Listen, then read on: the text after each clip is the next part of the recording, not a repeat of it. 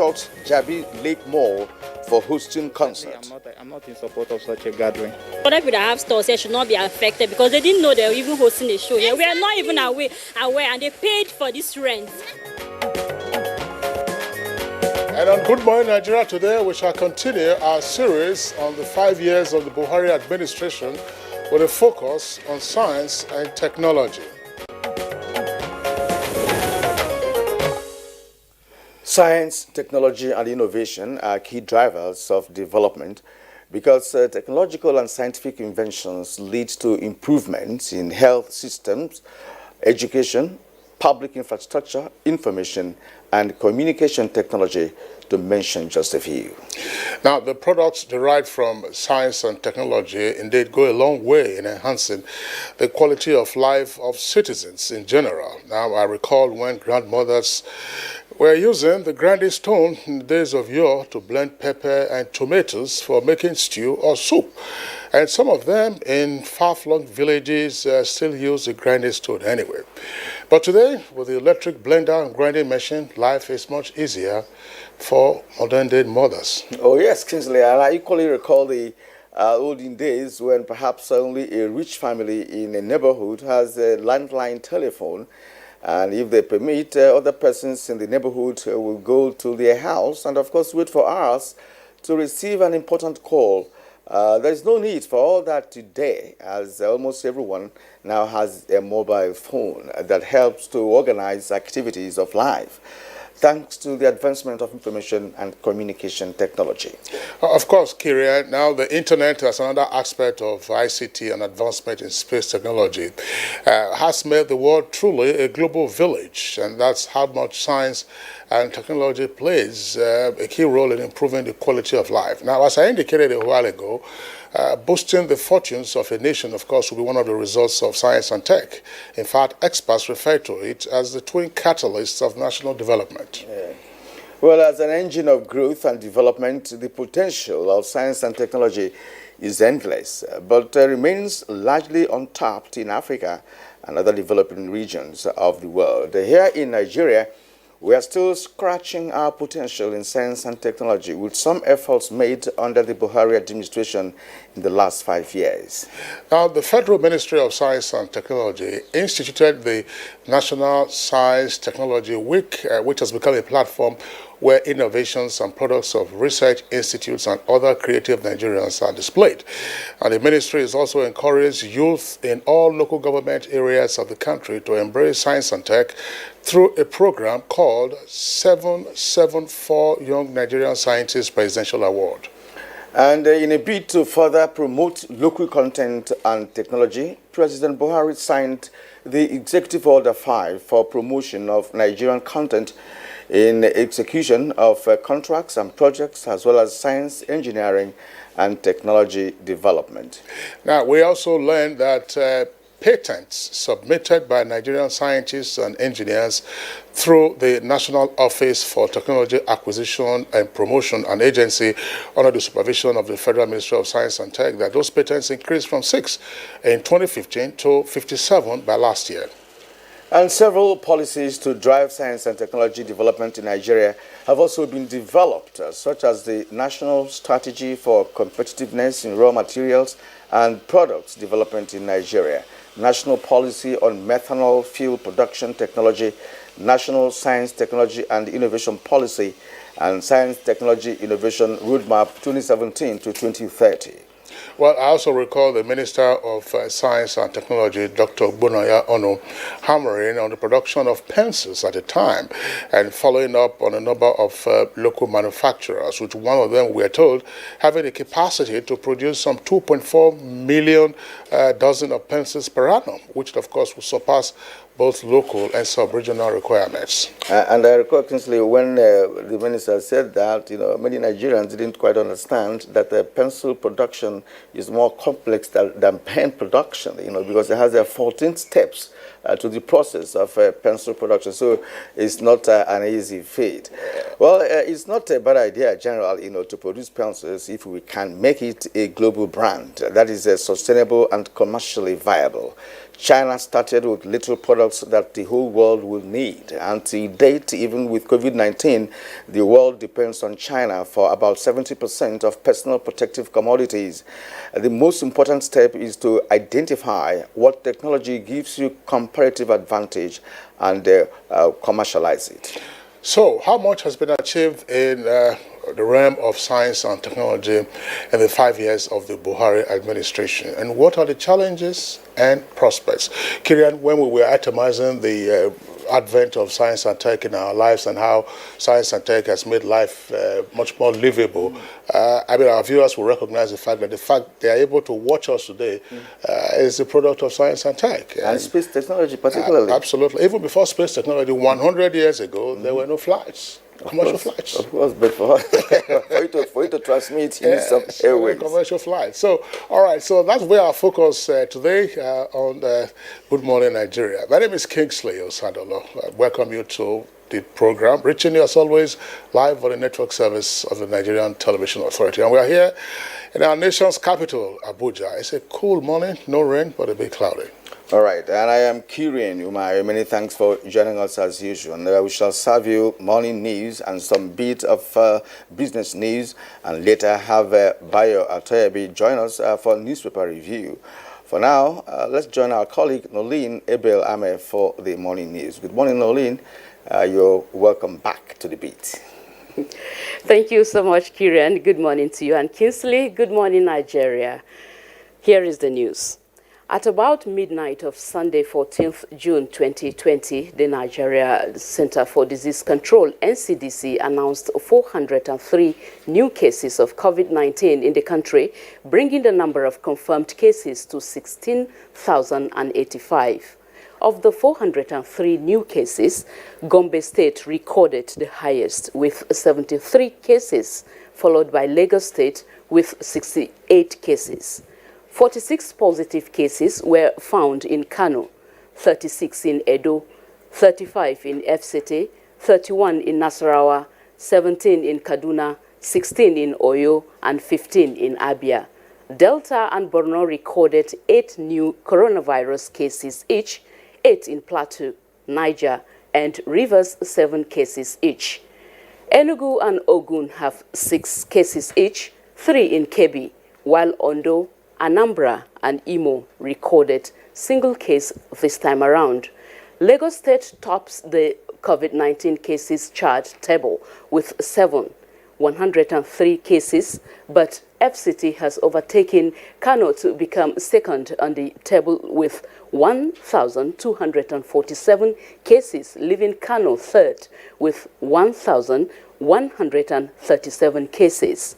5,220 patients who recovered have been discharged, with 420 deaths so far.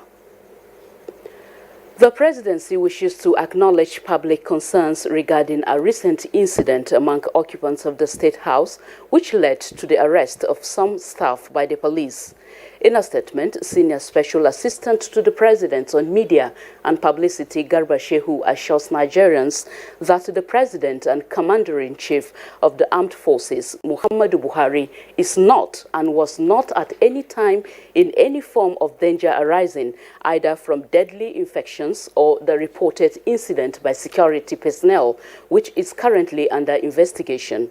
This particular incident happened outside the main residence of the President, and the relevant authorities have been mandated to investigate the matter for the law to take its course.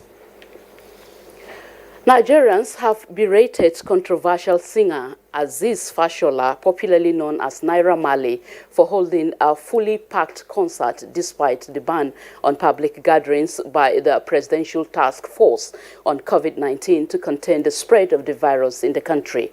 The Jabi Lake Mall, where the concert was held, has already been sealed off by the FCT administration. They're not supposed to have hold such a gathering because they are going to endanger a lot of lives. So certainly I'm not in support of such a gathering. Other people that have stores here should not be affected because they didn't know they were even hosting a show here. We are not even aware and they paid for this rent. So it should be the management that should be held in captivity, not the other stores. To politics now, the All Progressives Governors Forum has unanimously reaffirmed commitment to work for the unity of the party. Chairman of the forum and Governor of Kebbi State, in a statement after their virtual meeting, said the governors have collectively agreed to work to ensure fair and democratic internal party mechanism for the selection of party candidates in all elections, especially in respect of Edo and Ondo States' 2020 governorship elections. Appraising 5 years of the Buhari administration, stakeholders in the transportation and commercial sector in Anambra State have commended the administration of President Muhammadu Buhari on the progress made so far on the construction of a second bridge across the Niger. They described it as a national development that will benefit not just the southeast geopolitical zone, but the entire country. This new one is a 6-lane way, and so ideally it would reduce the traffic tremendously. It means ramping up the economy, it means movement of goods and services across border. It means reducing the time you spend. And talking security, the ground troops of Sector 3 and Air Task Force Operation Lafia Dole have successfully repelled attack on Mongono town and inflicted heavy casualties on Boko Haram and Islamic State of West Africa terrorists who attempted security breach on Mongono town in Borno State on Saturday, 13th June 2020. Coordinator of Defense Media Operations at the Defense Headquarters, Major General John Enenche, in a statement says that 20 Boko Haram and ISWAP fighters were neutralized and 4 of their gun trucks destroyed. The troops also captured some of the terrorists and their equipment and are further encouraged to remain resolute and decisive in their ground and air offensives in the theater. That's the morning news for now. The program continues with Kirian and Kinsley after this break. Good morning. I just don't understand this coronavirus thing. Is it real? See, coronavirus, known as COVID-19, it's a global problem and has killed thousands of people in China, Italy, Spain, UK, US, and other countries around the world. Okay. Now, why are they saying that we should stay home? Because if you go outside and get in contact with someone who is infected, you become infected and then come back home, affect your family. That's how it happens in other countries. Now, please, help me explain what this social distance is all about. See, as we are now, the virus travels through the air and by touch. We must maintain 6-foot distance at all times. Oh. So it's not by washing my hands with soap and water or hand sanitizer that is only important? Washing of our hands regularly is very important. But we must come together and fight this virus like we did Ebola. It is our responsibility to each other.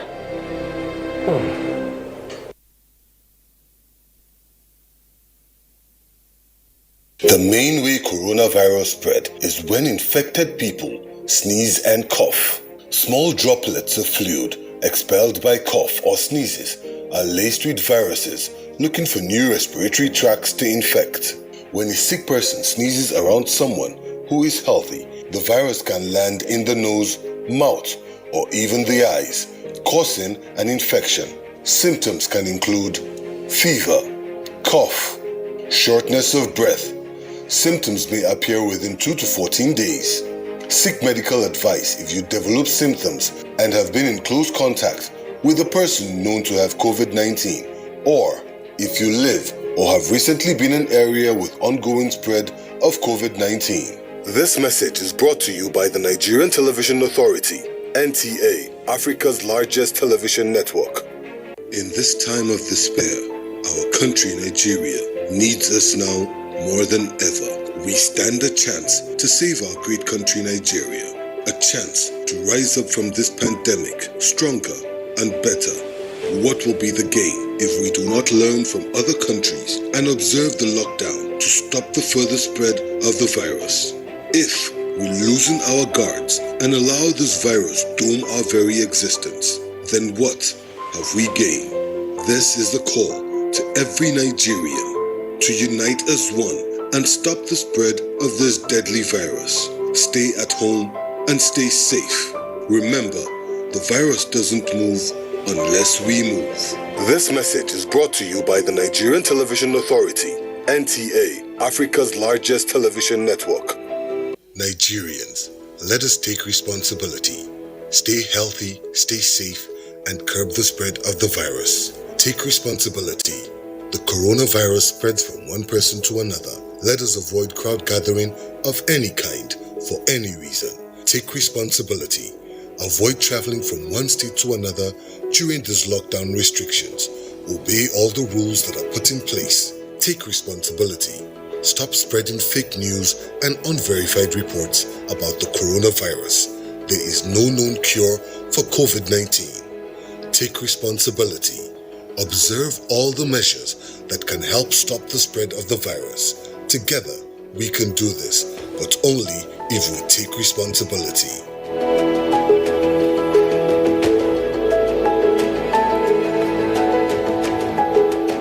This message is brought to you by the Nigerian Television Authority, NTA, Africa's largest television network.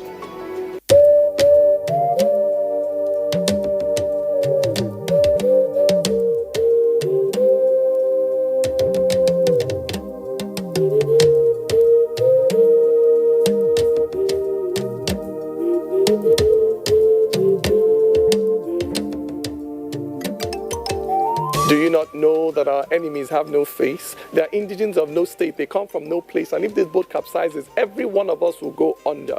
So when the drums sound, let everybody answer. Do not say, I am the Iroko when the forest is burning. Do not say, I am the Obeche when the forest is burning.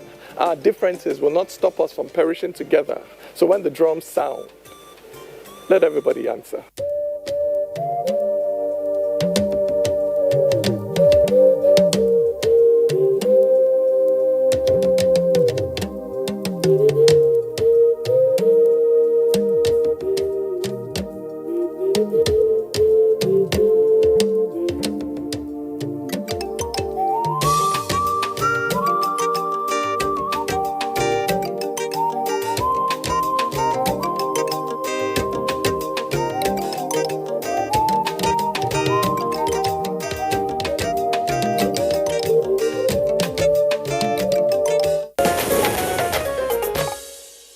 You're watching Good Morning Nigeria live on the network service of the Nigerian Television Authority. Next is business news, and here is Comfort Amodu.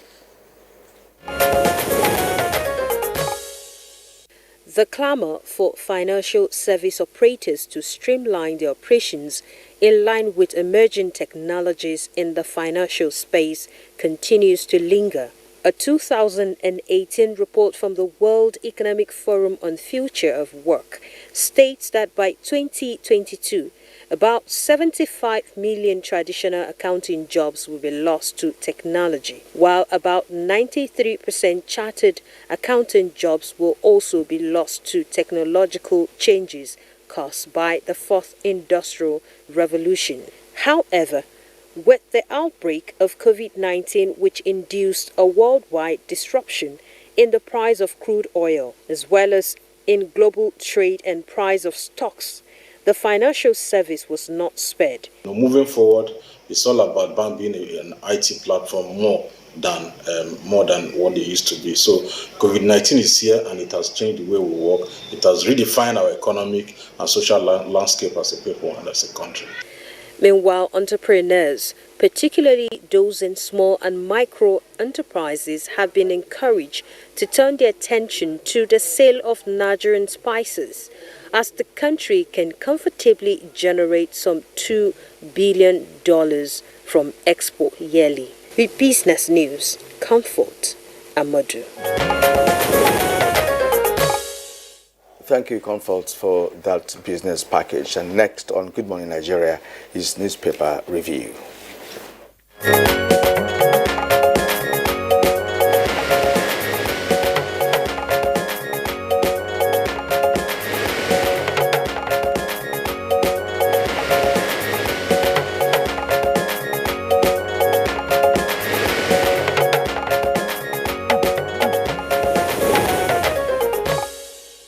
Newspaper reviewer Bayo Atebe is here with us in the studio. Bayo, good morning and welcome. Thank you, Kingsley. Good morning. Yes, good morning, Keria. Bayo, you're welcome. Thank you. Good morning, Right. Nigeria.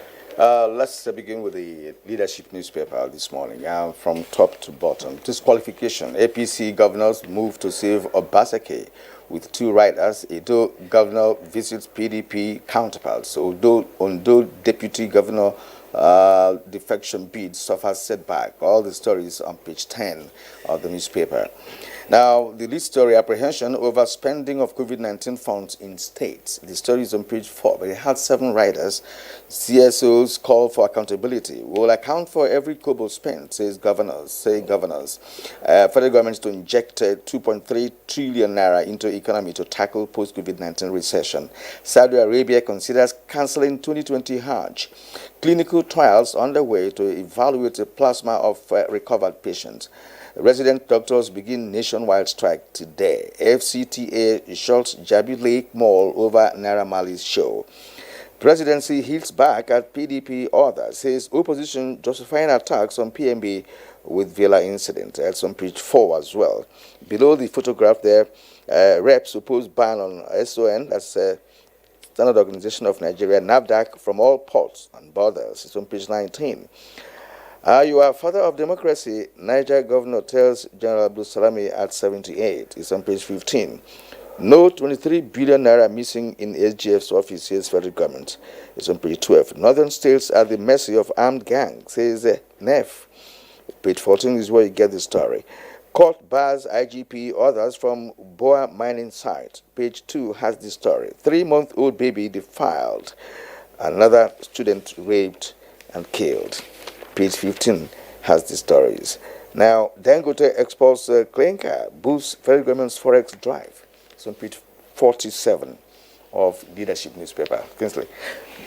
All right. I have an editorial. This is from the Nation newspaper. But before we take the editorial, I think we should bring Bayo in to discuss the highlights of the window page that you've just read, Kira. Yes. Let's start with the pronouncement from the presidency. The President has ordered immediate investigation into reported gunshot within the presidential villa on Thursday.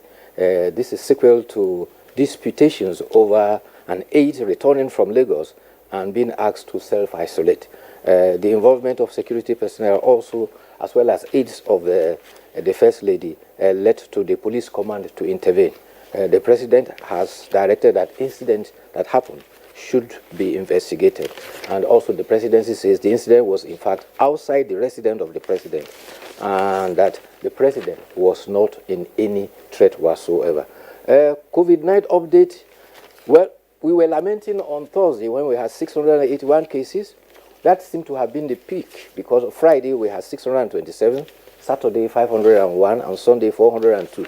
So over the weekend we had 1,530 cases, and unfortunately we've lost 33 of our compatriots to COVID-19. Meanwhile, the Minister of Health had said that they are contemplating using the plasma of persons who have been cured from COVID-19 as a possible means of treating COVID-19 patients. Mauritius is doing a similar thing, and it may be recalled that during the Ebola crisis, Guinea used the plasma of persons who have been cured from Ebola to treat their patients. So they are working on that. In fact, the minister mentioned this during the World Day celebration for blood donation, and he also used the occasion to appeal to Nigerians to donate blood, because blood is life.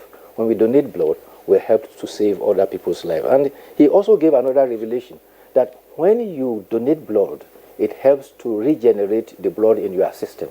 And a man can donate at least 4 times in a year, women 3 times in a year. So if you can, and if you should, and you must, donate blood to help save life. Also on COVID-19. Not the commercial blood donation, by the way, because there are persons who hung around to make money. That's right. You know, when people are even selling their own body parts, body organs, that tells you how bad it is. Anyway, we're talking about voluntary donation to save life, and that is a very, very worthy cause, isn't it? Exactly. Jabi Mall has been shot. This is sequel to the fact that they broke, an artist flew in from Lagos and gathered so many people, breaking all the protocol for COVID-19. Apparently, the mall was summoned before a magistrate, and the magistrate, the mobile court, ordered that the mall should be shut for 2 weeks. But why is that Naira Marley being caught in the web of this? Last time in Lagos, he was also involved in a birthday party, and meanwhile he has come to Abuja to do the same thing. I wonder, how did he fly in? Is there any flight going on? Well, this is the puzzle. When sometimes we feel challenged, we fail to look at the core issues. When you say there is restriction on its interstate movement, with the exception of persons who are on essential services, you have to ask yourself whether a musical concert is an essential service. So how did he take off from Lagos, assuming he flew from Lagos, and then how did he also take off from Abuja?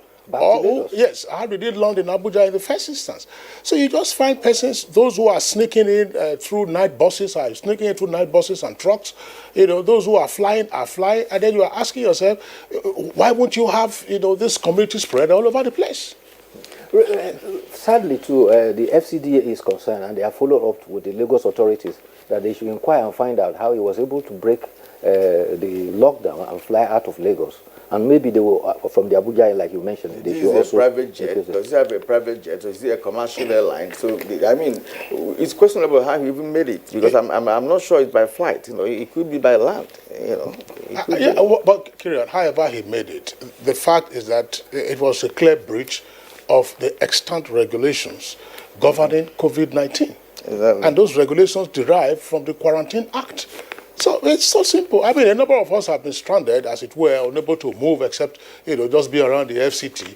And in the meantime, you have all kinds of persons who are bragging about, being able to sneak in from one place to the other. People are traveling as if things are normal. Precisely. It's clearly irresponsible. And this is where some of them go to the so-called super spreader centers. And then they come and you see the numbers of COVID-19 climbing. They are well over 16,000 now. And so the most surprising thing is that some persons that are responsible, people you tend to be asking questions about whether it is real or not. As at yesterday, I had somebody asking that question, whether it is real.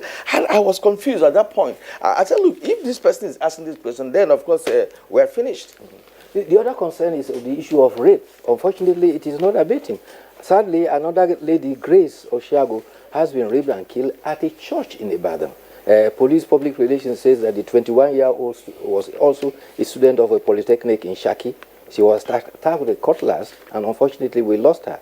This happened at Ojo in Ibadan area. Incidentally, you recall on June 5th, a 29-year-old woman, Aziza Somoya, was also killed. It is the same Akinyele local government area. And earlier, there was the case of another Barakat, a lady who was murdered in her father's home, also in the same Akinyele local government area. And in Benue State, another 7-year-old girl was also raped in the church at Ungure local government area. In Ungure, in Benue, police command has registered 6 rape cases only in 1 week. In Benue? Okay. In Benue alone? Yes, that's last week. 6 rape cases in 1 week. It's pretty sad. It's pretty sad. It's... Well, Kira, in the absence of any other story for us to discuss, let's take a look at the editorial this morning. It's coming from the Nation newspaper. It's at page 17. The headline of the editorial is agro waste. That's slightly misleading. It says, with the rider, Benue initiatives should be emulated by other state governments. When you read agro waste, it's like we're talking about industrial waste. In other words, byproducts from agricultural activities. But it's actually talking about agro losses. It says, last week, Vice President Debi Oshibajo undertook 2 important tasks in the Zaki Biam. They kicked off the reconstruction of the yam market and as well as inaugurated a 200,000 capacity yam storage facility. So the editorial says, in part, that the country can do more with such interventions, especially at this time. And it says, for a country with no less than 16 agricultural research institutes, it's a shame that she has neither been able to optimize her potential in agriculture, nor talk of harnessing the boundless opportunities in the value chain to avoid agricultural losses, in terms of wastage and poor transportation and so on and so forth.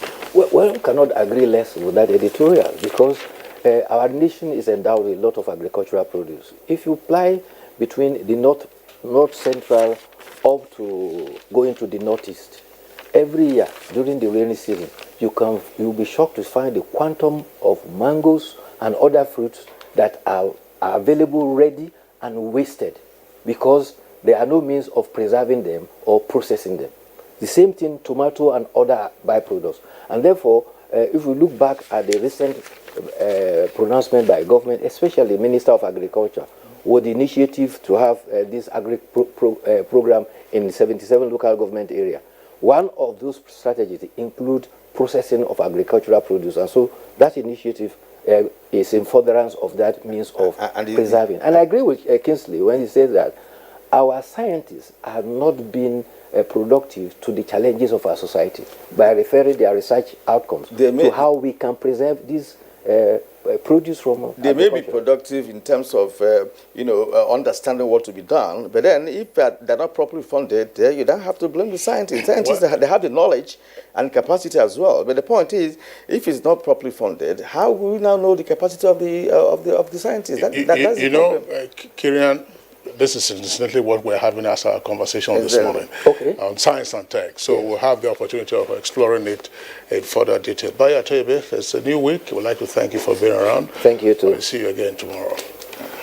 All right, it's Good Morning Nigeria live on the network service of the Nigerian Television Authority. We're taking a short break now. When we return, we'll get ahead with our item for discussion. Coronavirus, also known as COVID-19, is spreading at an alarming rate all over the globe, including Nigeria. With the number of infected persons in Nigeria increasing daily, prevention is better than cure. Coronavirus has no cure.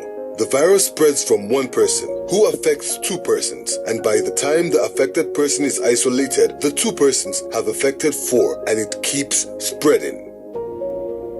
You must take preventive measures to save yourself and that of the people around you. Always wash your hands with soap and water. Put distance between yourself and others. Whenever you cough or sneeze, cover your mouth. Clean and disinfect surfaces. Stay at home if you're sick and contact the proper authorities. Together, we can cut down the spread of the coronavirus. This message is brought to you by the Nigerian Television Authority, NTA, Africa's largest TV network.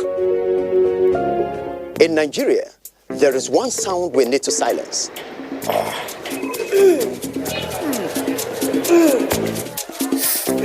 So let's silence toothache before it starts with Oral-B All-Round Protection. Its advanced technology helps prevent both tooth holes and gum problems that can lead to tooth loss. It strengthens your teeth, giving them all-round protection. Because the only sound we really want to hear is that of our future. For healthier, stronger teeth in 1 week.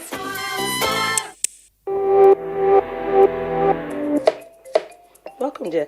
Have you washed your hands? Inside my house again. This thing not the key black man.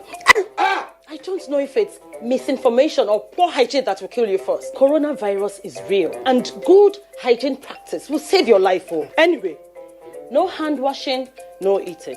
I will not take care of it. How's one of the parents?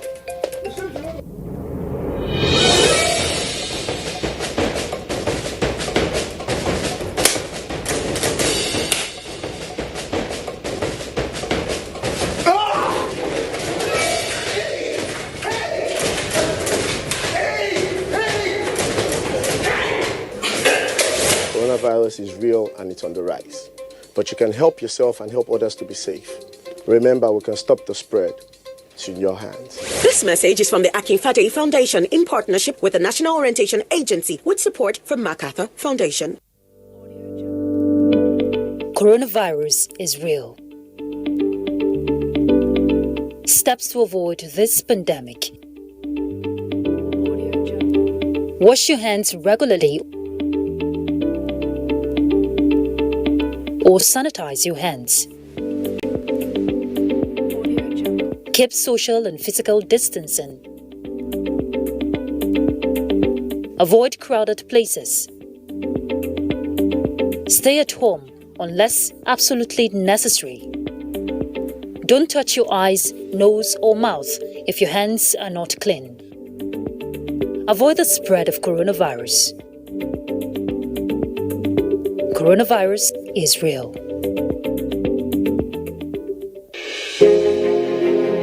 There is a lot of fake news and report circulating, especially on social media, on the coronavirus. Do not believe or partake in the spread of these fake reports. If it is not on the official website or news from the Nigerian Center for Disease Control, NCDC, disregard such report. Only together can we beat this virus. Only together can we overcome this pandemic. Follow the instructions and guidelines provided to combat this virus. Most importantly, stay at home. Self-isolate, regardless of your status. The virus doesn't move unless we move. Let us work together to better Nigeria. Together, we can do this. This message is brought to you by the Nigerian Television Authority, NTA, Africa's largest television network.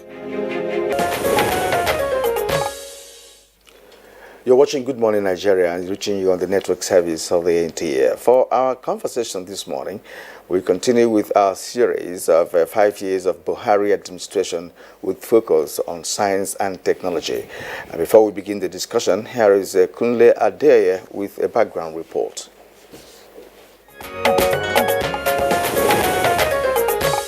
A lot of ministries, departments, and agencies of the federal government have been vibrant in the bid to raise the bar in governance within the last 5 years of the Buhari administration. The Ministry of Science and Technology is one that has been actively involved in actualizing the lofty ideas of President Muhammadu Buhari in emancipating Nigerians from years of stagnation. The ministry instituted the National Science Technology Week in 2017, which has since become a platform where innovations and products of research institutes and other creative Nigerians are displayed. The local content policy of the federal government has been projected through the promotion of indigenous projects. This has made President Buhari to sign the Executive Order 5 for planning and execution of projects, promotion of Nigerian content in contracts and science, engineering, and technology. Meanwhile, 19 new high-yield crops varieties have been released by the Ministry of Science and Technology to enhance agriculture.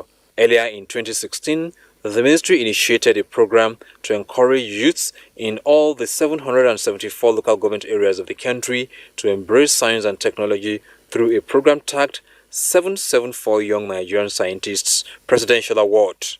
The prospects of commercializing science and technology became rife under the present administration. The ministry is planning a 180 billion naira National Science, Technology and Innovation Roadmap 2030. The roadmap is expected to move Nigeria from assemblage to manufacturing. The production of pencils being spearheaded by the ministry is expected to generate 400,000 jobs. These efforts of the Ministry of Science and Technology under President Muhammadu Buhari still leave room for improvement and broaden the outlook for the future. What are the gains so far, the challenges and prospects for the future? Answers will be provided by guests on Good Morning Nigeria in a moment.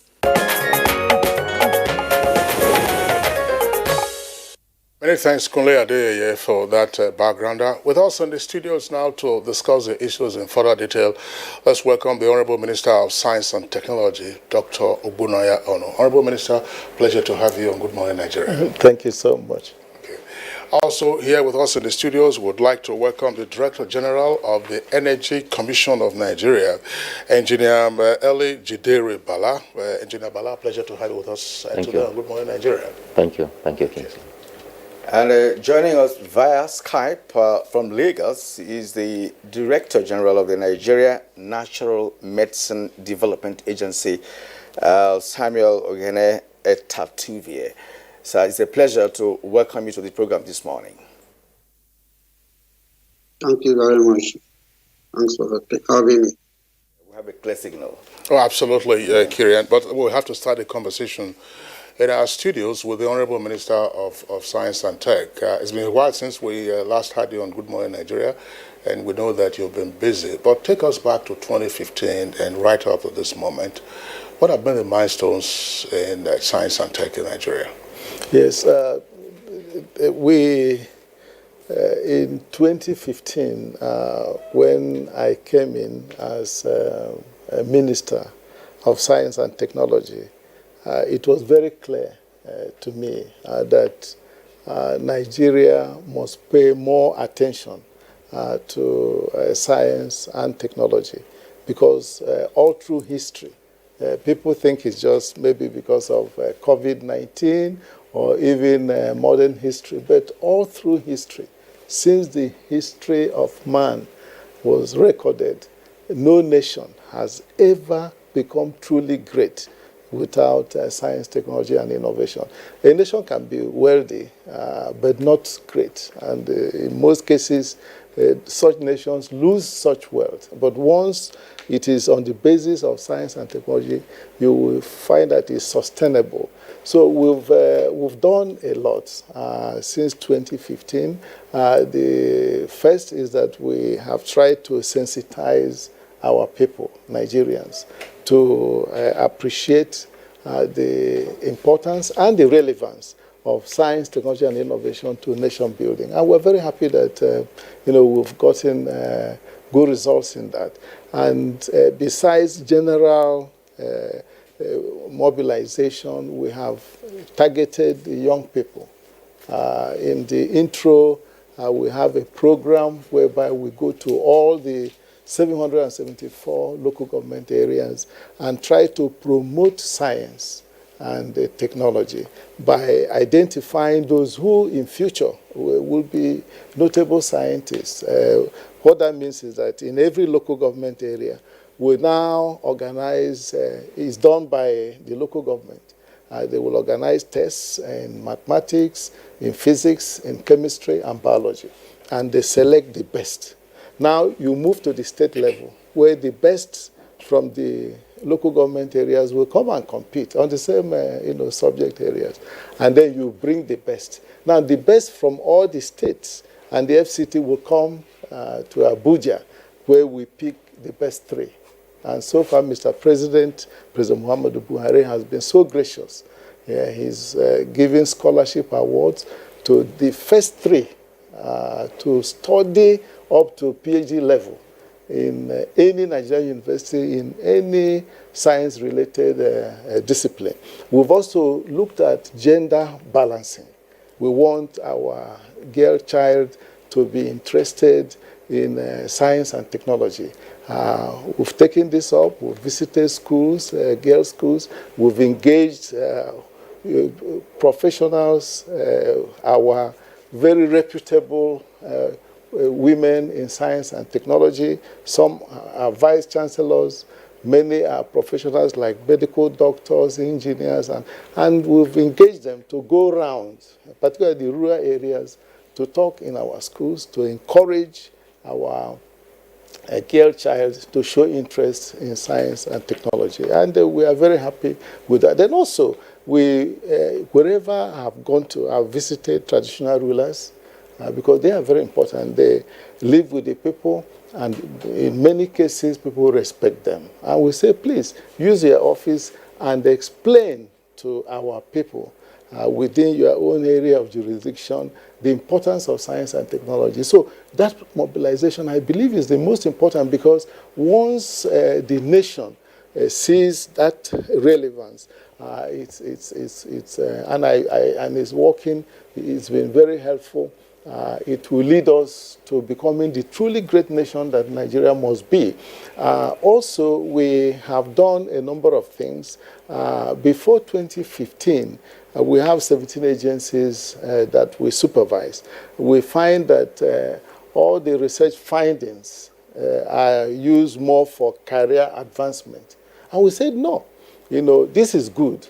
It's just like in the universities, you either publish or you perish. So we want that. We want you to be very creative, be very inventive, publish, but all research findings that you believe can become products, and also even services, we must make sure that we commercialize such research findings so that we can now have these products in the marketplace. Because that is the time when Nigerians go into the market and they find that, yes, gradually, many of the things that we import being replaced by the things that are produced locally, they will now start seeing more the relevance of science, technology, and innovation to their own daily living.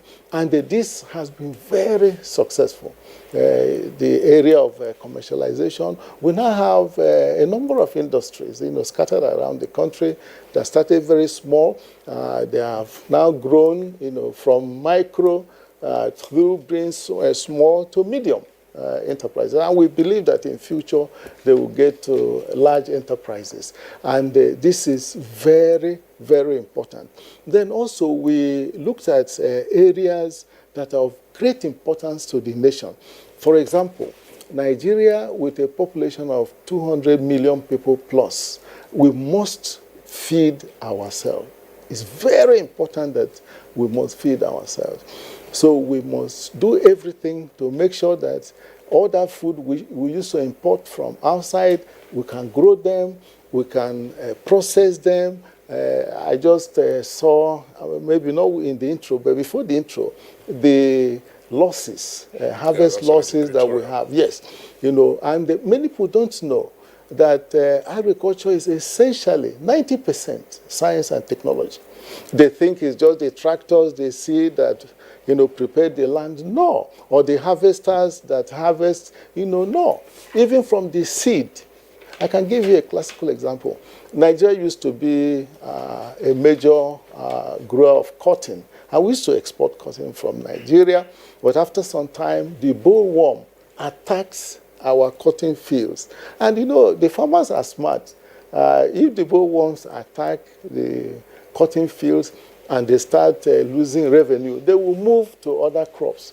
So, but using science and technology, one of our agencies, NABDA, working with some other agencies, we're able now to find a seed that is resistant to the bollworm and also has bigger yield. So what has this done? This has now reactivated the cotton industry. You see the central bank is investing. Yeah, it's, because we were able to do that research. If you go to Gombe now, you see many cotton fields. And this is springing up everywhere, particularly in the northern part of the country, the cotton belt of the nation. So that will show you the relevance of science, technology, and innovation, to agriculture. And even in this post-harvest losses, if we can minimize the losses in our harvest, it will help us tremendously. And it is science and technology that will do this, because you have to now develop the technology. There are two components. One is to develop the technology that will help you to process the food, so that that you harvest, convert it to the form that it will be needed and used, when off season, because there are so many fruits, but they have got planned it that there is a particular season for it. But you need it because they give you nutrients in the body, and you want to have it all year round. So it is only through that type of technology that you can make it available. We are doing that. Then also we are working on the machines. You need the machines that will help you to process this, in very large quantities. So agriculture is an area that is of very great importance. Mr. President is so interested. He has committed the resources there, and we are helping to make sure we get that. Then also in manufacturing, we can't continue to be importing many of the things we need into the country. We have seen that that has created tremendous problems for us. First is even the unemployment. Because if you keep importing these things into the country, you are exporting jobs that you can have here. And you are weakening our currency, because the pressure on the naira will be so intense. And when that pressure comes, what else do? You devalue the naira. And that's why we have been, our naira has been becoming weaker and weaker. So we are also working, to make sure that we can produce many of the things that we now import into the country, so that it can be produced here, manufactured here in the country. So you can see. Now, in the area of health, we take, for example, there are certain diseases that are peculiar to people who have the same color of skin, black skin, with us. Look at sickle cell anemia. It's very peculiar to black people.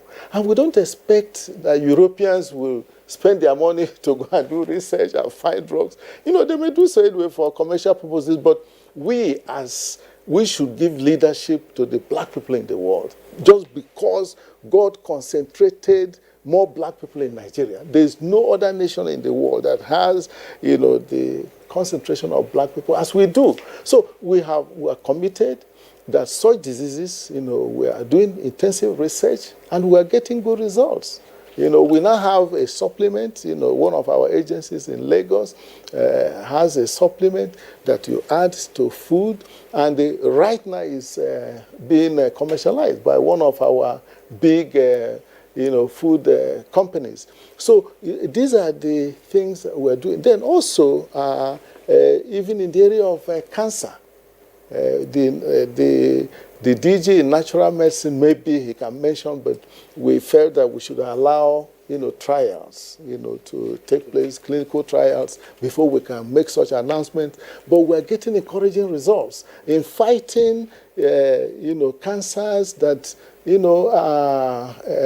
have been responsible for more deaths, both for female and the male, that is women and men in the country. So that is the area of health. Now, even in sports, we are producing football, that is international standard, that is cheaper. One of our agencies in Zaria is doing so. So you can see that in all areas, all sectors, we have been targeting national priorities, to make sure that we directly affect, the lives and the standard of living of our people. All right, Honorable Minister, let me take you back to the issue of commercialization. You started Techno Expo in this country, where persons who are science inclined, come to display what they have put together. You have several agencies who also have been part of that expo for some time now. But my question is, in those expositions, we have seen tremendous work put in by scientists and technologies in terms of, machinery production, in terms of other chemical science that are displayed. People make dung, so cow dung, to become methane or ethanol and what have you. Now, talking about commercialization, to what extent has some of these been commercialized? Because when there is the will to commercialize, then you see the big names, big industries come in to buy into the research results that we have in all the research agencies in this country. Are we having a kind of a push from the angle of government to encourage those rich organizations to buy into this commercialization, to be able to engage in mass production of some of these items we see Nigerians display during science expositions? Oh, yes, maybe I can also just mention that the expo that you've talked about, which we have done annually since 2016, as soon as I came in as Minister of Science and Technology, is not just for our own agencies, it's for all research institutes and agencies in the country, all our universities, whether public or private universities, federal or state universities, or even faith-based universities. I'm sure if you move around, and you see even secondary schools, very interesting, and I'm happy you talked about it. Let me just give you one example. Not this last one, about 3 years ago, the expo that was held here at Ego Square in Abuja, I was just in the Proda stand when a man came in, and he said, look, he was just about traveling to Thailand, to go and buy the equipment that he saw that Proda displayed. I was right there, while the man was saying that. So I was so happy. I said, okay, fine, this Proda, so we have, in terms of, for example, those high nutrient biscuits Though when people talk of biscuits, they say, no, but it's important because this is a very special form of biscuit that can help children who are suffering from malnutrition recover very quickly. Nasco Foods is one of our largest confectionery industries. They are the people that produce. Is in the market. Is in the market already. We have cases like that, but I must say that there is a drawback in our nation. In the developed countries, you have venture capitalists because it is not our duty to do this research and also do the commercialization. I've told our agencies, we will not support that. We should continue to do research because if you allow them to do both, they will forget research. And then after some time, everything will dry up. So our intention is this must be private sector driven. We are doing this, we get these research findings, then we bring in our investors, and we prefer Nigerian investors. Because if Nigerian investors come, we can be sure that whatever profit they make, they will keep the money in our banks, and then the banks can loan this money to our people. That's how the economy grows. And then they can hire our people, they will recruit our people. That's how job creation is. They will pay tax, to both state and federal government. That's how government will be able to build roads and other infrastructure. So we want that, but there is that constraint. We don't have these venture capitalists. It's a major constraint, we have. And that was why at some time we were thinking of establishing a science and technology bank, because we felt that if we have a lot of money put in a specialized bank like that, you can now give credit, to investors, instead of going into the market 20%, 30% interest, they can get at 5% or so. That may be an incentive because in the end, the nation benefits more because as these enterprises grow, even the taxes they will pay and things of that nature, government will make more money from those. Honorable Minister, thank you very much. I mean, good to think now you are sketching some of the challenges. The picture you painted earlier was pretty rosy, no doubt about that. But part of the challenge, Kira, the Honorable Minister has mentioned now, still indicates that the shallow mentality perhaps is persistent.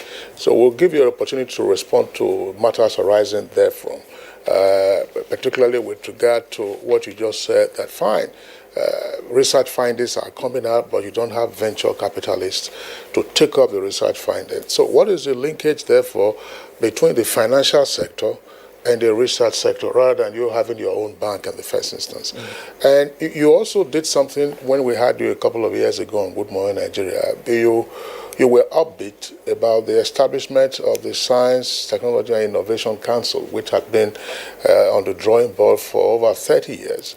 So the question will therefore arise, what exactly is the council doing if it cannot then overreach any of the barriers and say, look, let's get this to drive aspects of financing for venture capitalists? Yeah, let me also mention, you see, like I said, our intention is that our research should be industry-driven. Our research must meet the needs of society. And we believe that, for example, if our industries have certain needs and our research meet those needs, they will be more willing to come in. And our interest is that the private sector, should come in and then commercialize all the research findings we have made. But we're not, just because we don't have, the trend in the country for a very long time, has been more of having a trading mentality. You go in, you buy something, you make profit. And so investing in technology, in manufacturing, these are things that take very long period of time. You can take a technology in the process of commercializing it. It may not turn out the way for example, if you take about 10 technologies, those venture capitalists, they believe that if about half of it, say half of the number, 5 succeeds, they will do a lot, because even one can pay for 9 that failed. Not all of them will succeed anyway. So, but it's something that we believe will take time. And that's why in the interim, we're thinking of, that bank in the interim. But ideally, if you have venture capitalists, then they will come. The financial sector, will back them up, and they can commercialize research findings, very, very easily. But the council, like last time I came, and we must give credit to Mr. President, this is a council that was set up in 1986. The Science, Technology, and Innovation Policy was set up in 1986, and they approved 1986, and the council is the lead organ that will implement it. But for 30 years, there was no such, council. So if you don't have a head, the body cannot function. So I try to show that may have been one reason that we didn't get the full benefits that we should have from science and technology. But luckily, Mr. President, on 7th of January 2016, exactly 30 years, that council met for the first time, because the president is the chairman. So we have been meeting, though Mr. President asked the Mr. Vice President to sit in for him, which is the same thing. We've been meeting, and we've made some progress. But this administration came at a time, let's not forget it, when the indices, our economic indices were already, going down. We came in, entered into a recession. We just came out of a recession, and look at this, COVID-19. So the resources that would have been deployed, to assist, science and technology, I believe, it was not easy because of the situation, because I know Mr. President is very interested. He would have done it very easily if it is not the circumstances, that we found ourselves. So, but we still believe that we are now doing our commercialization, at a different level. What is that level? That level is all these, we have these 17 research centers. There is one of them, the National Board for Technology Incubation. Maybe you may not have invited the DG here. We will bring him maybe next time. That agency is set up to receive all these technologies. And then people come in, and you can't believe people have retired soldiers, colonels, retired, SSG, highly placed civil servants, well-trained people, some professors and all that who have retired. They come in, take up these technologies, and then they start small and they are moving. So that is the level we are. And the benefits will be seen in future.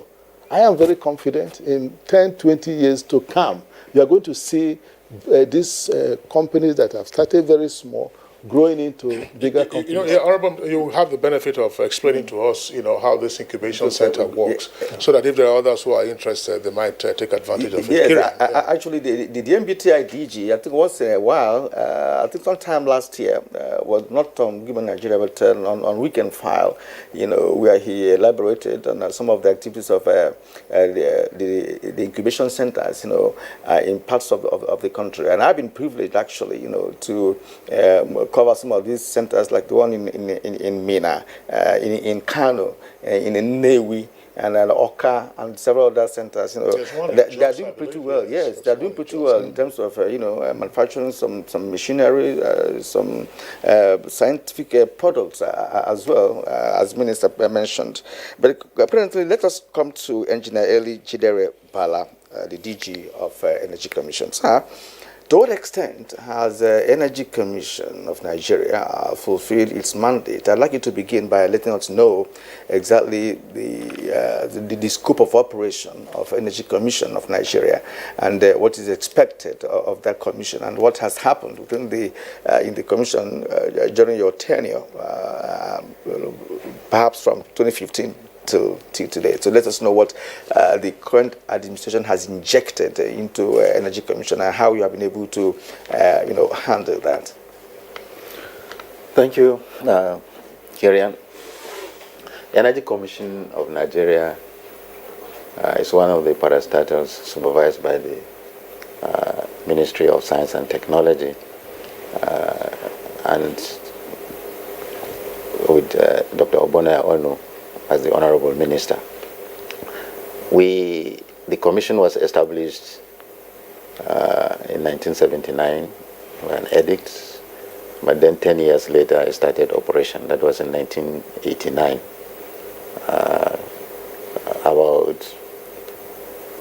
And it started operations after the heads of states of ECOWAS met in Cotonou in 1985 and took decisions after having analyzed the importance of energy within the sub-region to its development, that each member state should establish a government agency to be known as the State Energy Commission to coordinate and plan for the development of the energy resources within its own state.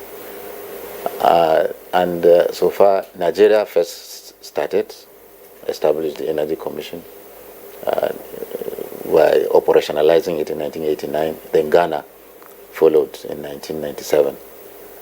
And the primary mandate of the commission, as established, as stipulated in the law, now under Energy Commission Act E10, and laws of the Federation of Nigeria 2004, with the primary responsibility for strategic planning and coordination of national policies in the field of energy, strategic planning and coordination of national policies in the field of energy in all its ramifications.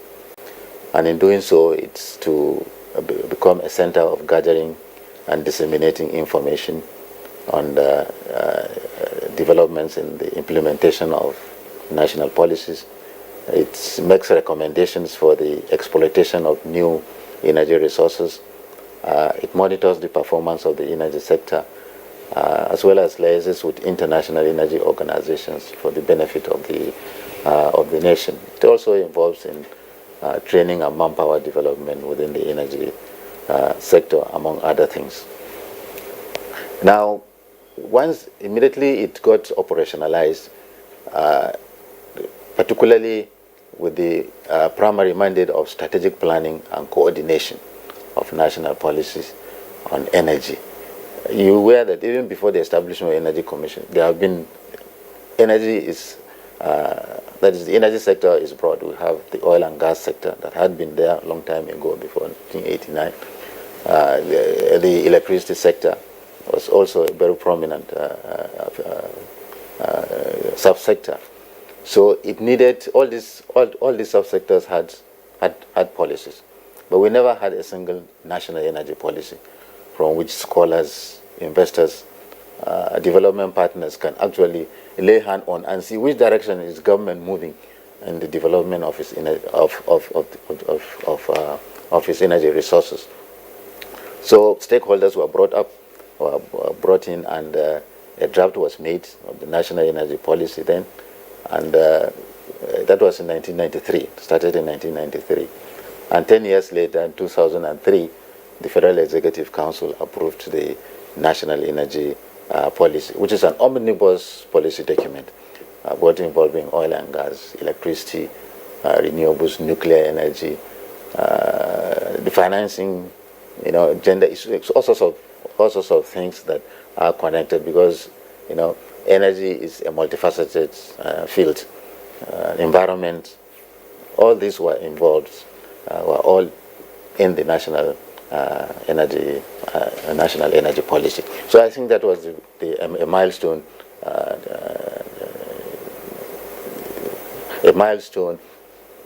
output for the establishment of the energy commission.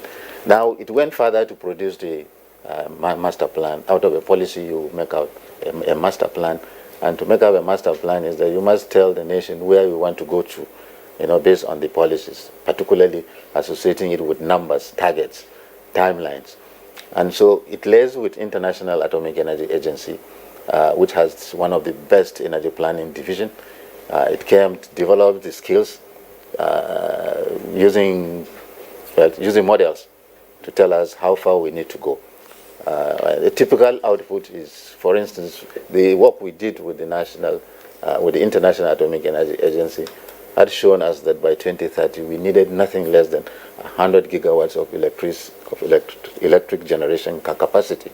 If with our population growth, high population, the level of industrialization we want to go into, and etc. and etc.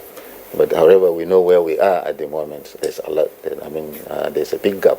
We also evolves demand on the petroleum products, which becomes a guide to number of refineries we need to have, and for exports. And even in our demand, we discovered that really we even needed to import electricity. Needed to import electricity in the long run in order to support the demand. And that is why we believe that the ECOWAS network would...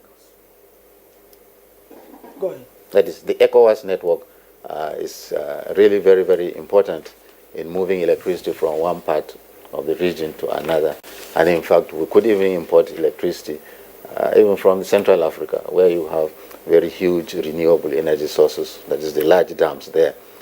One very important thing that I think Energy Commission has done is that we're happy at the moment that renewables has now become very, very prominent, not only because of climate change, not because of environmental things, but particularly we started this for the purpose of energy security in diversifying the energy mix of the country, because it's in line with the law that we must make recommendations for energy, for new energy sources. Okay, thank you very much, Engineer Jide Bala. We will return to you against the background of what you have said, so that we drill further into what has happened, say, in the last 5 years, what the Buhari administration inherited, and then what the achievements have been since 2015. But let's go back to Lagos. We understand that we are unable to get in via Skype now. Kirian, that looks like a major challenge. Yes. That's the Director General of the Nigeria Natural Medicine Development Agency. Okay, well, we understand it's back now. DG, Nigeria Natural Medicine Development Agency, that's Samuel Ogene Etatuvie. Those who want to make it impossible for you to be on Good Morning Nigeria today, they will fail. So we know that the gods are on your side and also on our side this morning. But tell us something. I mean, the Honorable Minister was indicating some new advances in terms of research in the health sector, and yours is from the natural medical perspective. Exactly what has been happening in that subsector? Yeah, thank you very much. I want to first of all use this opportunity to thank the Honorable Minister for better appreciation of the potentials and the relevance of the traditional medicine knowledge and associated bioresources. Before now, since he came in, has given us a lot of support and encouragement. Actually, one of the challenges we had before 2015 was the poor funding and late release of funds that we could not access. Actually, by 2015, when he came in, we had a zero capital.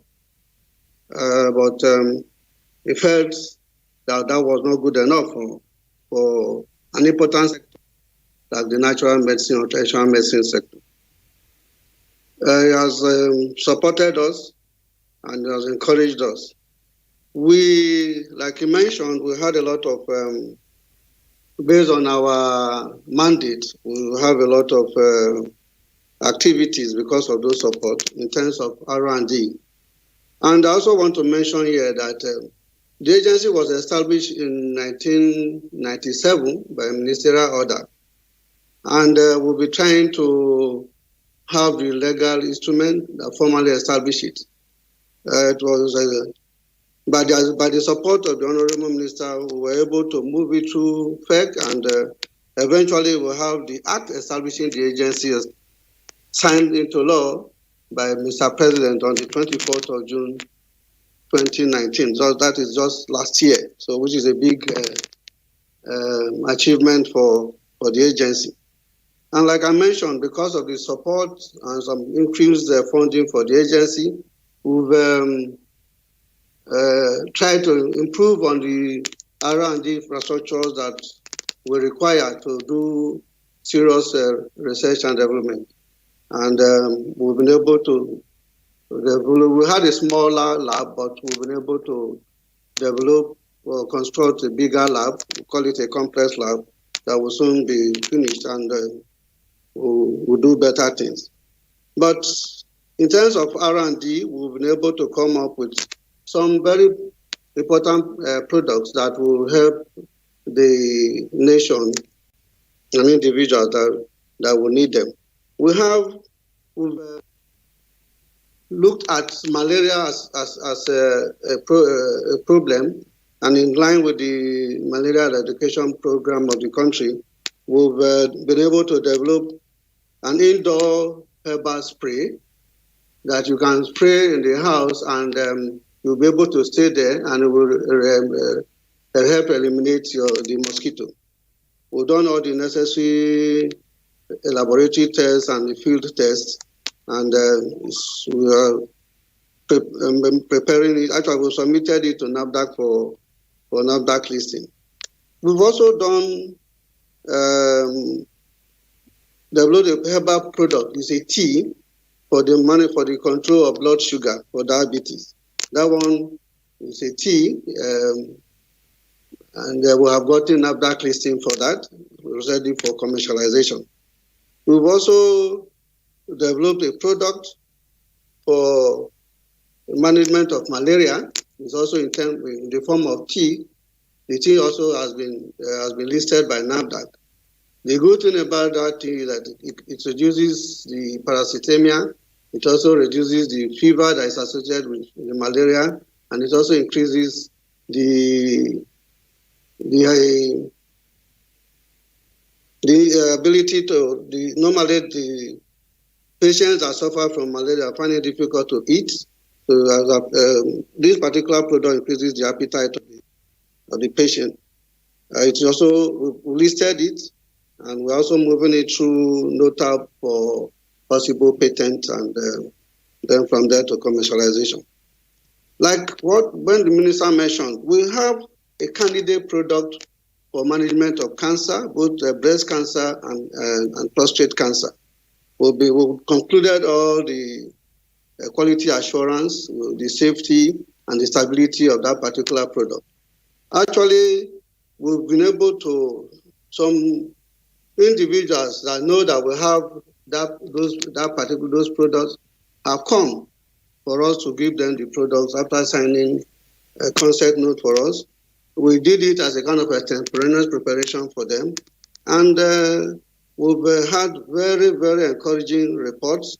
Some of them that were on chemotherapy, and they dropped, their hair has been dropped, and they have the pains and other symptoms of cancer. They've been able to, the hair has been restored, the energy restored, every other parameter that we need to check has been checked. But we are still working on it, and by the time we finish, we'll be able to proudly present it to the country. We also have products for erectile dysfunction, and that increases libido. That one, a lot of men, and we know the challenges of erectile dysfunction and the loss of libido, and what the impact it has on the family. So that product is also almost getting ready. Apart from human related illness and all that, we've looked at also at the livestock challenges that we have, especially the poultry industry that a lot of people are involved in. And also from our research, we realized that many of the drugs that they use in managing business are also imported. So we decided to at least get a product in that line. We have a broiler growth promoter to increase the egg production. We also have an anti-hermetic science to deworm the that's one of the greater challenges. And what one anti-coccidiosis, one of the major diseases that affect the poultry industry. And from those who have helped us to apply them in their farms have also given us a very encouraging report.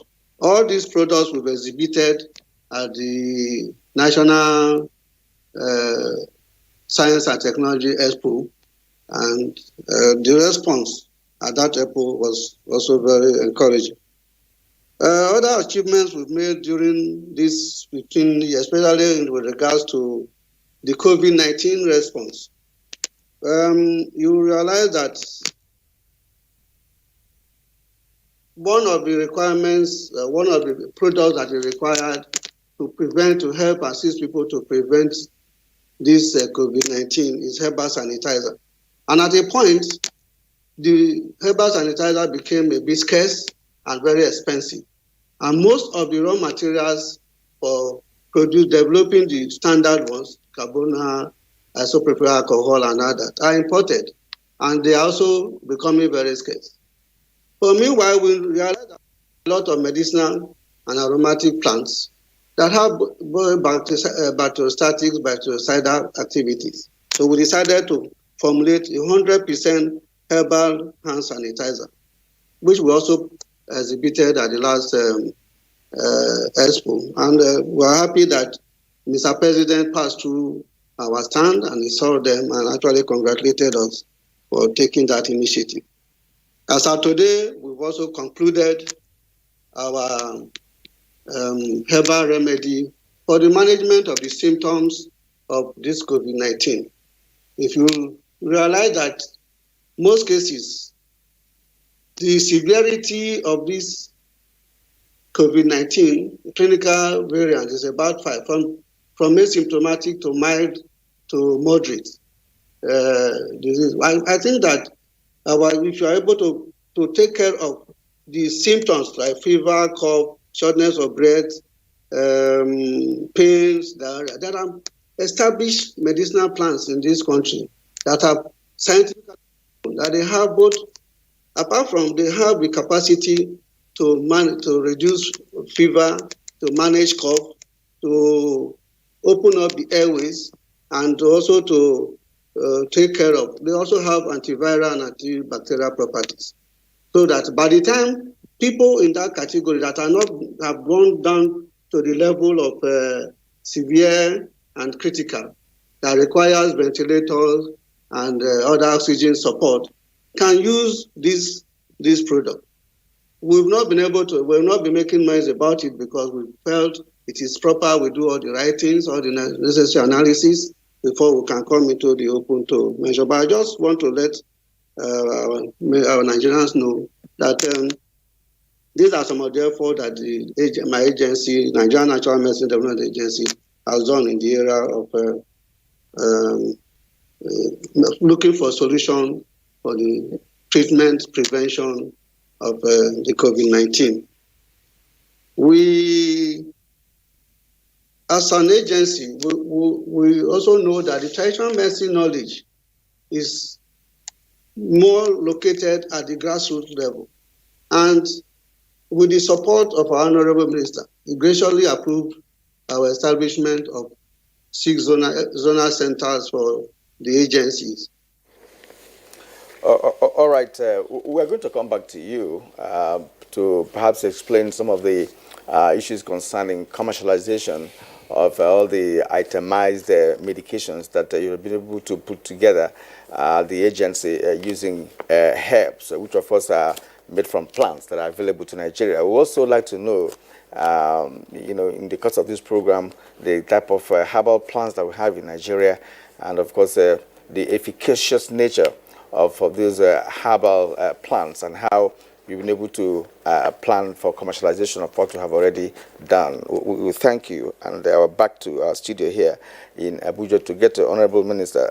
Honorable Minister, sir, Nigerians in the informal sector have also participated actively in the expo, and you could see that there are many individuals who are not in any organization, who are individuals that come up with something that are so intriguing. For instance, the man that produced the wooden car, with which you came into the arena 2 years ago, he's from Mina. He's just a high school leaver, and he doesn't have any, he doesn't work in any organization, but he was able to do that. Such persons, what is the ministry doing to see how they can be incorporated and encouraged, to advance the technology that they have already? What are we doing in that connection?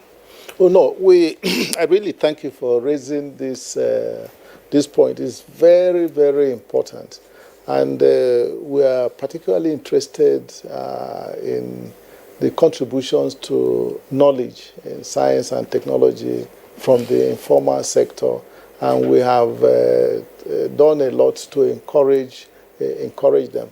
Quite often we link them up, depending on the type of work that they have done. We link them up to the appropriate agency, because we believe that such an agency will help them to fine-tune the work they've already started, to make it possible for them to advance such work to the level where they can be commercialized. Because we believe very strongly that if those in the informal sector can commercialize their research findings, start making money from those. The way Bill Gates, this is a man who was in the university, he got an idea, he came out of university, and today, or for a very long time, he was the richest person. So we think that those in the informal sector, if we can encourage them, assist them, we give grants to them. We have a program that we have been religiously, since I became minister, we've been making money available. No matter how much we have, we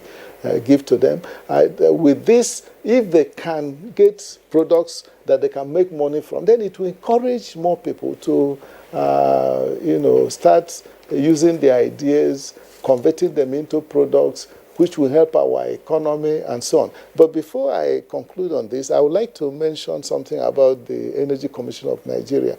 The DG, it's important that he lets you know that NNPC determining the crude oil deposits in the Bauchi Gombe axis, the belt, belt was as a result of the work that one of the research centers, they have 6 research centers attached to universities within the country, the work that they did.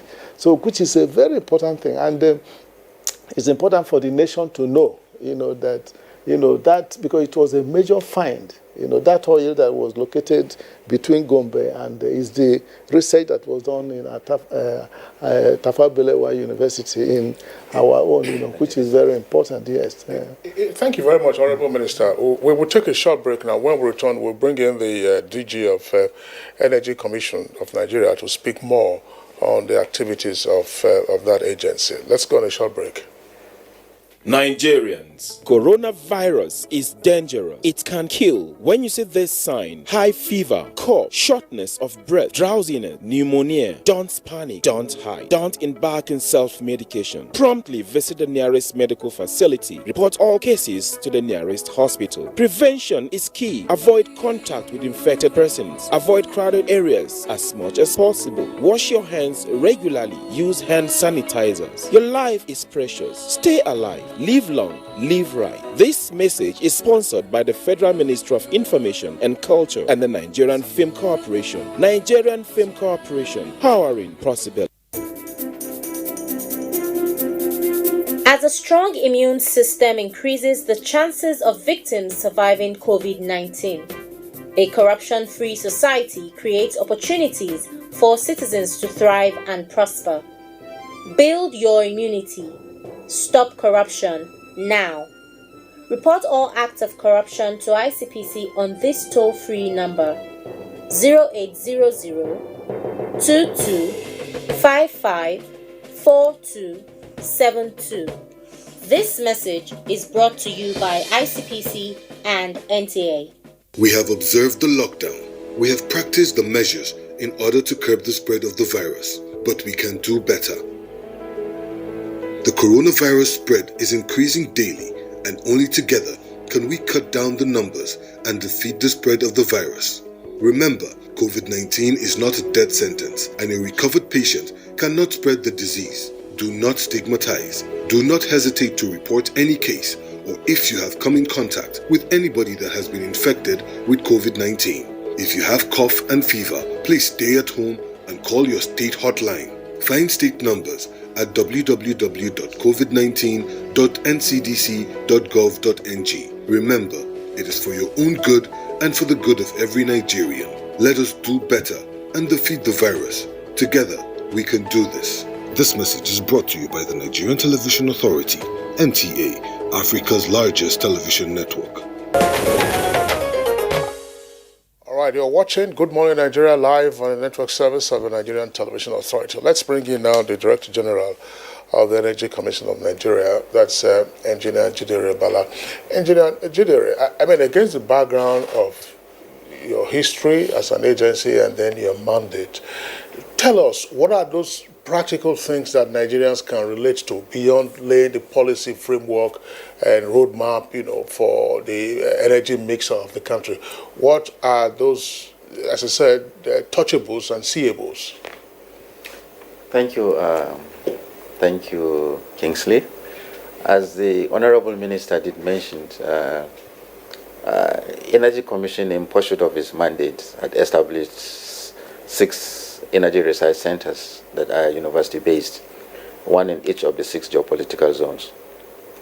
And the one in the northeast, that is the National Center for Petroleum Research and Development, located at the Abuja Tafawa Balewa University, has a mandate for the research and development on hydrocarbons and any other energy resource from underground, like geothermal energy.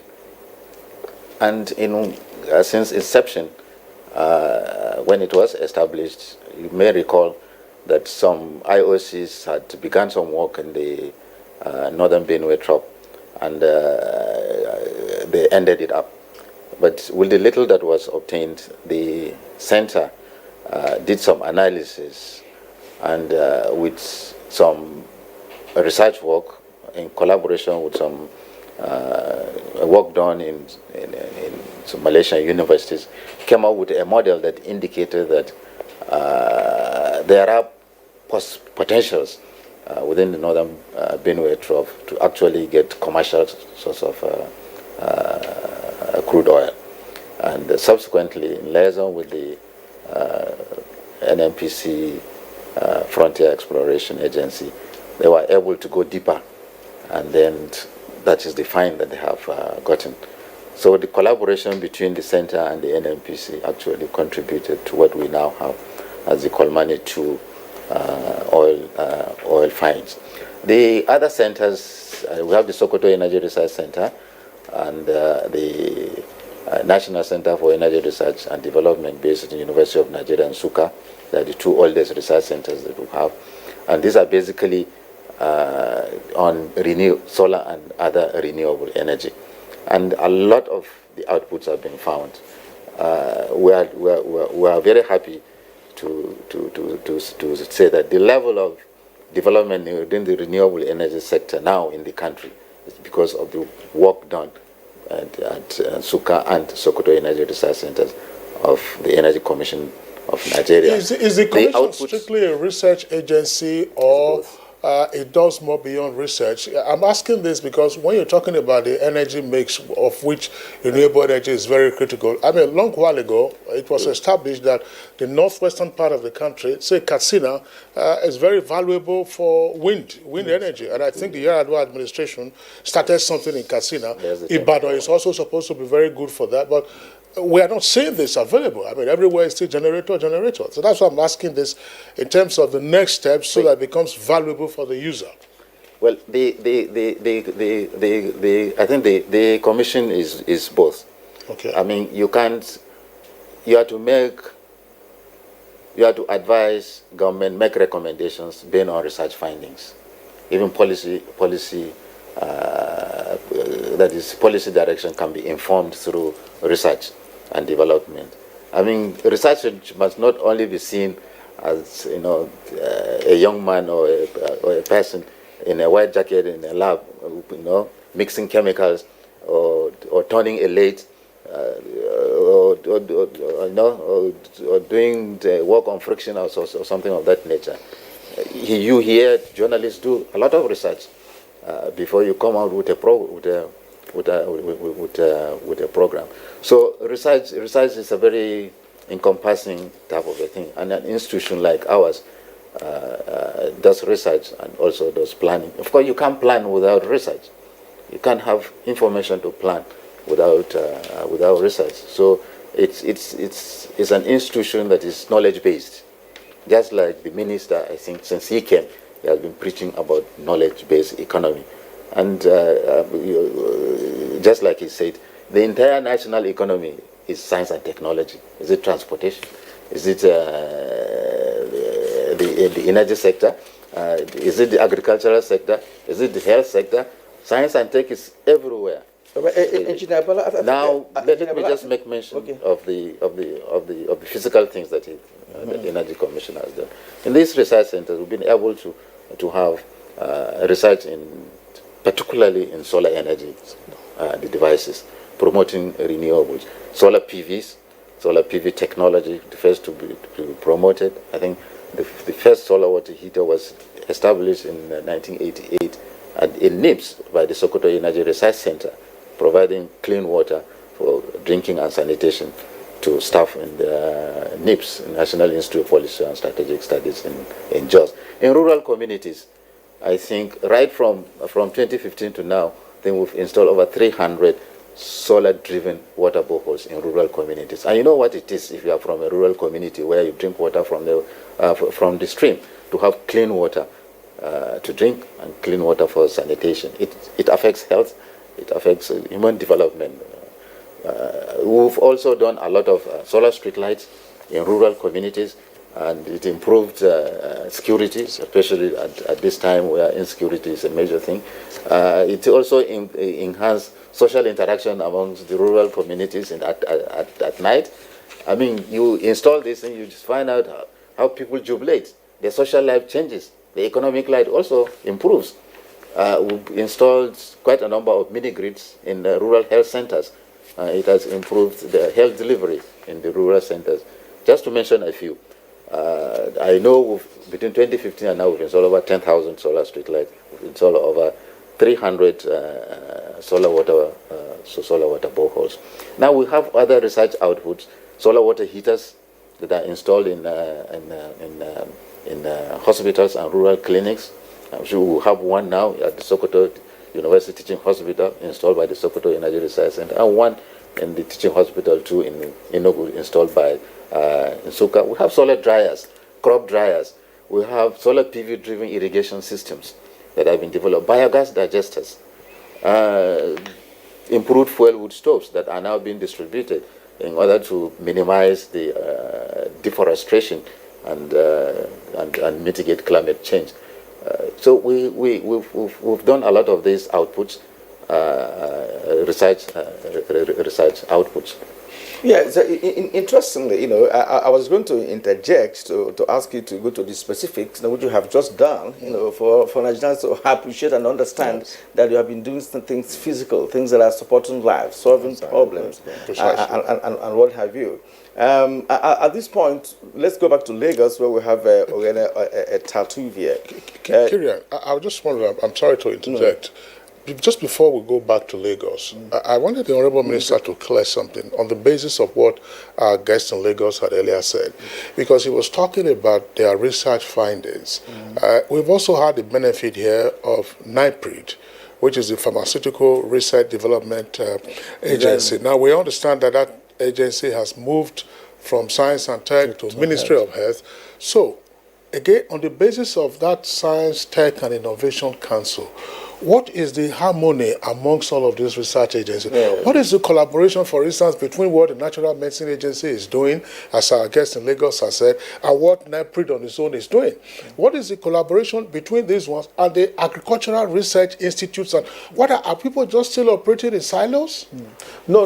We're not operating in silos. Indeed, it's important I make this point, to the nation.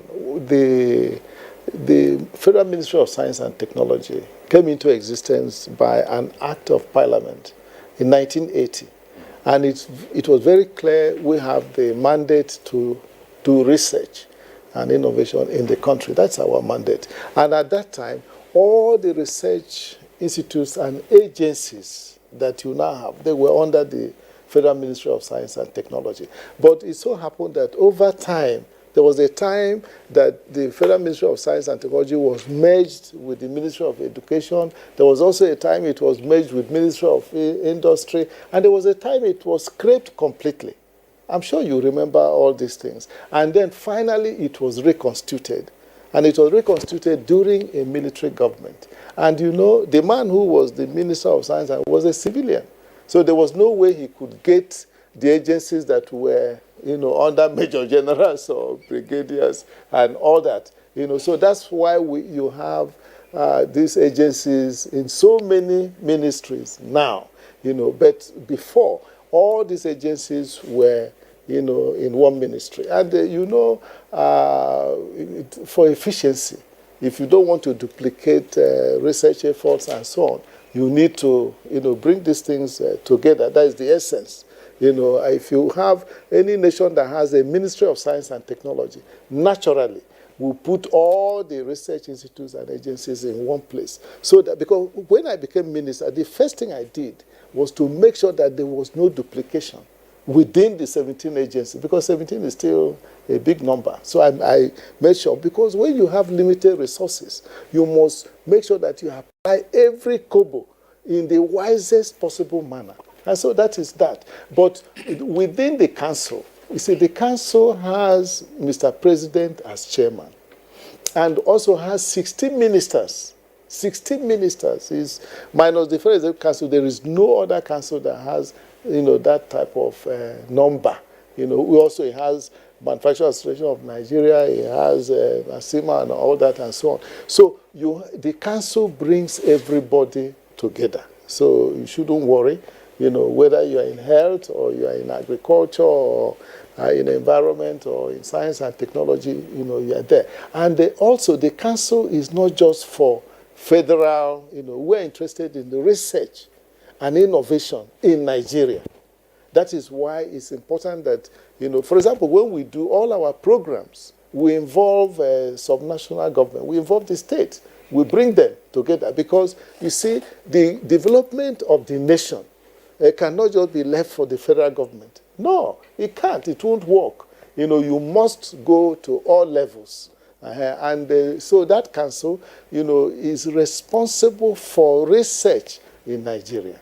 And if once we have a research fund, that fund will promote research, in all, not only both the universities, polytechnics, and when you come to universities, whether it's federal, whether it's state, whether it's private, whether it's public, whether it's faith-based, all those don't matter, provided they do research. Now, you go beyond that, even in the industry, because industry must have, research centers. It's very important, every major industry. And you see, this is the problem, and that's why we are promoting, in Nigeria. We want Nigerian investors to come in, because all these foreign companies, they come here to Nigeria, they make a lot of money, but they do the research in their home countries.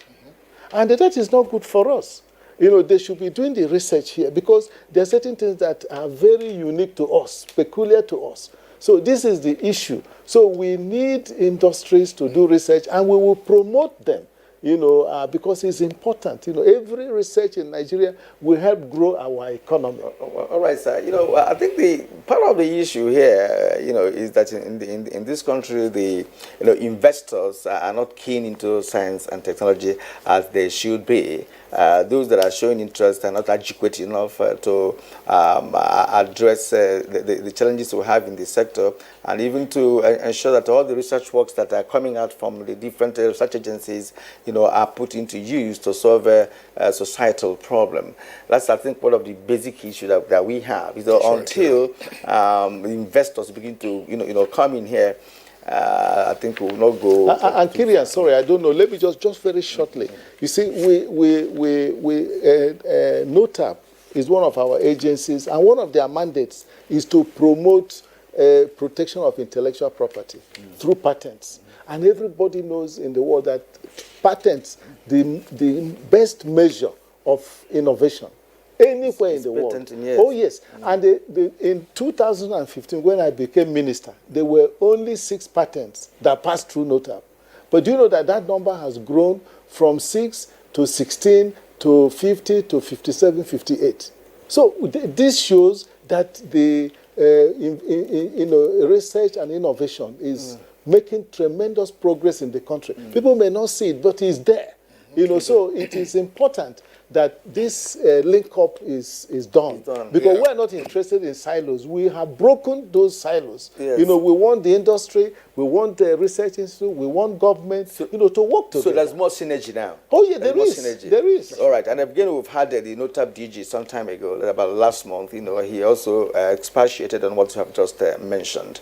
Okay, let's go back to Lagos and get this question to whoever Oriene Talvu here. Sir, you enumerated some of the items that you have in your kitty at the agency, and how efficacious that they have been, and of course how acceptable it has been when NAFDAC has given you a go-ahead. But let's think beyond that. What are we getting with respect to commercialization? I know it's not your responsibility to do that, but what steps have you taken to ensure that the necessary agencies are in the know of what you have and could key into commercializing the tea that you have mentioned, which of course the reason for what you are doing is to ensure that Nigerians benefit from that. So what is the next step after you have done the ones that you have explained to us earlier on?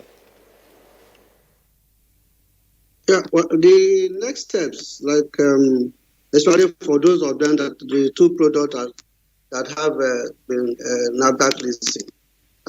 So, like when we were at the expo, we were a lot of people that came.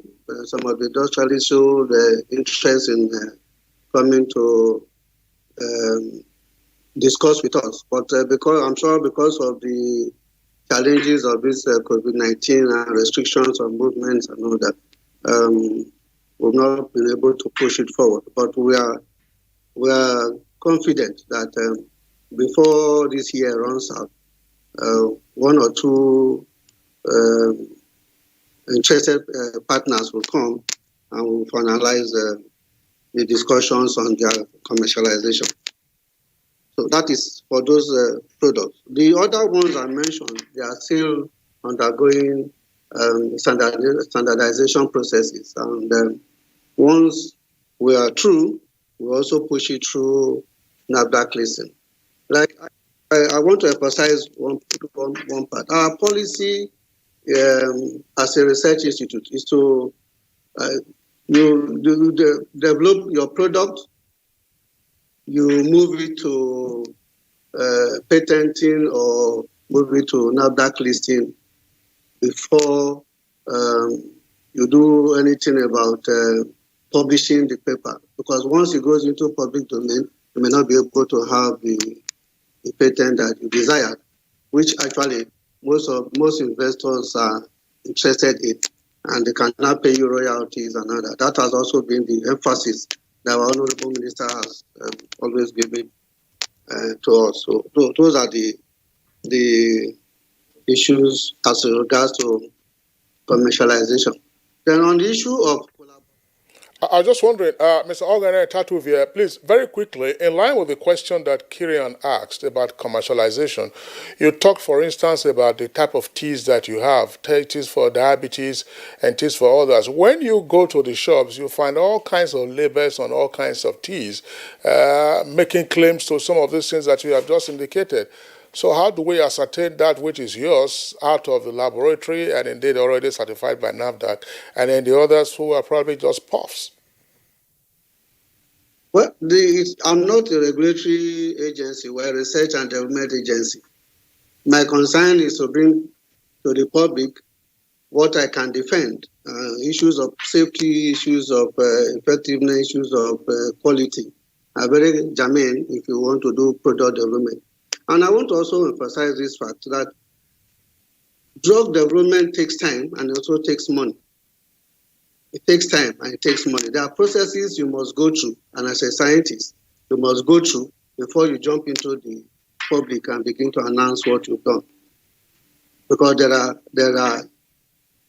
you are supposed, papers, you can develop them, send them for peer review journal discussions and all that. So that is why some of these products we've been a bit quiet about them. We want to be sure that anywhere anybody takes it, we'll be able to call back. Many people, even those of us, me in particular, that the one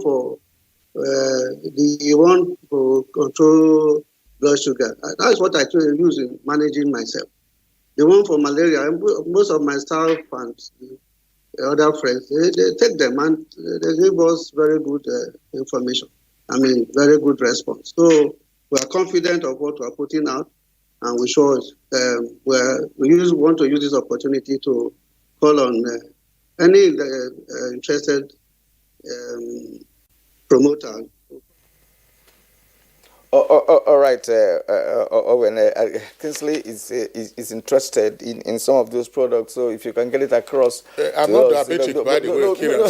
From what you have said, you make it available to us. It will be very important. I'm sure our viewers out there are also interested. Exactly, yes. But I know that you are a native doctor from Enugu, Kieran. Honorable Minister, you started the expo since 2016. But I want to assure you that NTA has been in the business of doing such expo for the past 25 years or more.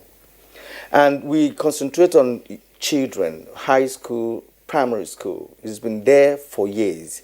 And we always expect that your ministry will support and collaborate with us in this direction. And, it's a yearly thing. So this year's own is yet to come. And we're expecting to collaborate with the ministry for you to come and see the wonders the younger generation of Nigerians are doing. In fact, you will be shocked what you're going to see if you attend any of the NTA's, technology expo for children. So give us assurance that this year's own, that we're going to do that together collaboratively. No, I really thank you for raising this, and I want to commend the NTA for the foresight to encourage our young people. It's exactly what we believe must be done, because, you catch them young so that when they grow older, they will behave that way. You see, I have never had any doubt whatsoever. That's why the greatness of the nation for me is a certainty. It's just a matter of time, so long as we do what is right. Because you need to see what our people, you visit schools, you see what, our people can produce. So I feel very happy. I'm so proud. And most people know that Nigerians are very intelligent. So all we're trying to do now is just to redirect our thinking so that let us see that, look, if you employ science, technology, and innovation, we can attain this greatness that Nigeria wants faster. So we want to give you assurance that if you invite us in good enough time, we will attend. Okay. Yeah, that's heartwarming. We are unable to take the tweets now because we're getting pressed for time. I was just Engineer Bala of Energy Commission of Nigeria. I'm sure this is a question that you probably will be bombarded with from time to time. Look, we have abundance of sunshine in the country. In the coastal areas, we have abundance of wind. And yet, these are sources we are unable to harness, despite the findings that your institute or your agency has come up with. What is the missing link? How can we kick into this? Very briefly. Well, to convert these resources, to convert these energy resources into final energies. In most cases, what's wind and the solar primarily is to electricity as the final energy. You need investments. You need investments. And I think technologies are already there. Solar PV technology is proven, is becoming cheaper year in, year out, more so driven now by climate change. A lot of funds are available, research is going on. The same thing with wind. In fact, wind is even cheaper now, especially offshore. So who should have this investment, private or public? Private, because the energy sector is more or less, for instance, the electricity sector is liberalized. All right. No, sorry, let me come in here. But then, there is the need, sorry, DG, there is the need for us to have solar cells produced here in Nigeria. Yes. Because if we produce solar cells in Nigeria, we are going to reduce the cost, of these solar panels. There's supposed to be one at Karachi here near Abuja. No, that is the solar panel. But the major component, 60% of is the cell. And then that cell, you get it from ordinary sand. From the sand, you produce silicon. We have it everywhere. Then you produce silicon. Now, from the silicon, you get the solar cell. And then from the silicon, there are so many other things you are going to produce for. That will be a challenge. Yeah, it's a challenge. That's what we need. We need it as a nation. Because look at this Silicon Valley in America. That's how the Silicon Valley. Okay, Honorable Minister, we'd like to thank you. We have actually come to the end. We've exhausted our time. We appreciate the fact that you were able to be here with us this morning on Good Morning Nigeria. Honorable Minister of Science and Technology, Dr. Ubonne, it's been a pleasure talking to you this morning on Good Morning Show. Dr. Mohammed Lawal Buga, Engineer Eli Jidere Bala, we also like to thank you for coming. That's the DG of the Energy Commission. It's a pleasure having you here this morning. Professor, rather. Yeah, well, I called you a professor earlier on, and my colleague said it's engineer. No, it's Booth. Booth. Engineer professor. Yeah. All right. Then via Skype, we had the Samuel Ogene Tatuvia. We thank you for being part of our show this morning. Thank you indeed for coming. All right. So that does it for us today on Good Morning Nigeria. We appreciate you being with us. We are back tomorrow, same time as always, 7 o'clock in the morning.